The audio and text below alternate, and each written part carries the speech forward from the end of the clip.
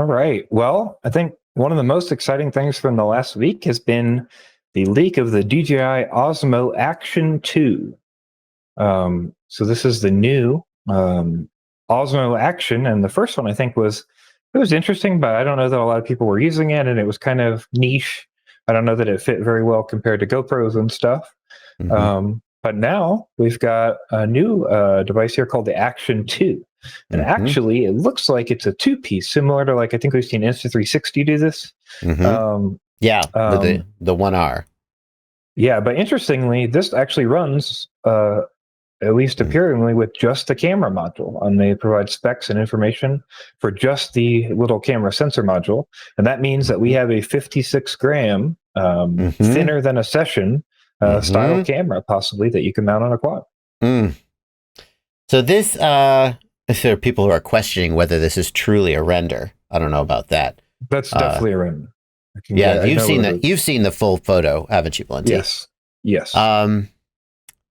Here's the thing. I am reservedly excited about this. The number one thing I didn't like about the Osmo was the field of view, a lack of super view, and the field of view was too narrow. This has 155 degree field of view. Again, according to the leak, none of this is confirmed. And we looked up before the show just to be sure. And that is right on par with a Hero 7, 8, and a Hero 5 Session, which are all around 150 degrees. So it's actually a little wider. Yeah. The only thing I think we found larger was the new Hero 10. And that was listed at 170. So actually, that to me, that's the Hero. I knew the Hero 10 had the larger 5K sensor, and I didn't think about the fact that that would also result in a larger field of view. That's actually the first time that I thought, oh, the Hero 10, I want one now. 170 degree field of view is, when I did a video with the 360 cam, the Insta360 1R, it was really fun to be able to widen the field of view, wider even than what you get with super view. And it might not be for every day, but it was actually pretty cool. So 155 field of view, 56 grams. You said like an hour of runtime on the battery? Yeah, one of the spec sheets here says 52 minutes for the runtime on that just that piece. And then if you connect it to the other spots, you get like a screen.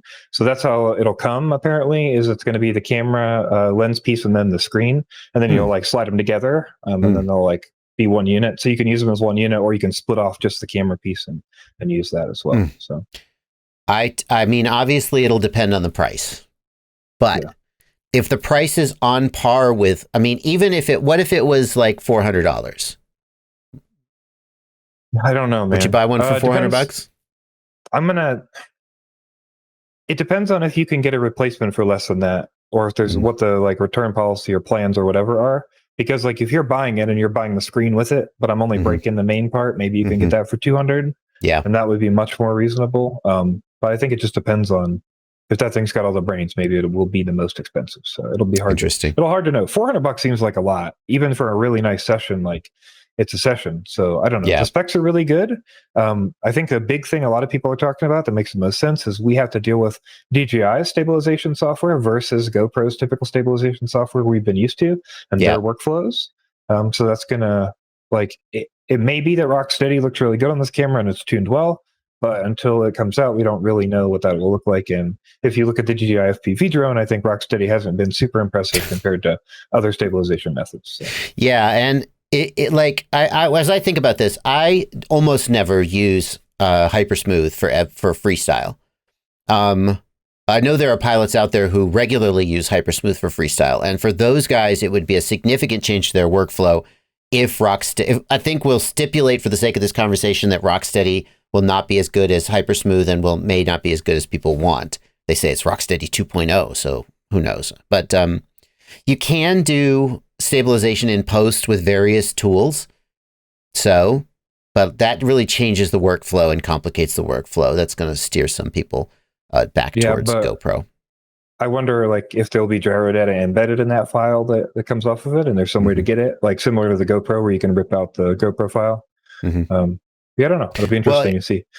You could still use black box gyro though, if you wanted to. That project does exist. Yep. Interesting thought. Like, oh yeah, a lot of people are saying like, we're talking about saving, the 10 or 20 grams from a session, but if you could actually save like 50 to 100 grams from a real GoPro, that would actually be like revolutionary, and people would actually like. What is a? I think that would be a huge change. Hero 8 weight. Like a Hero 8 is not like ultra heavy. Weight 117 grams for a Hero 8. So you're saving 70 grams, 60 grams, 65 that's grams.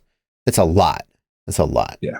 I am super excited. I hope that this exists. Obviously, we need to see image quality. We need to see price. I mean, I think assuming that the image quality is, DJI knows how to do a good looking image. Field of view is okay. No super view, so still not going to be quite as good a vertical field of view. Maybe it'll be okay though. $200,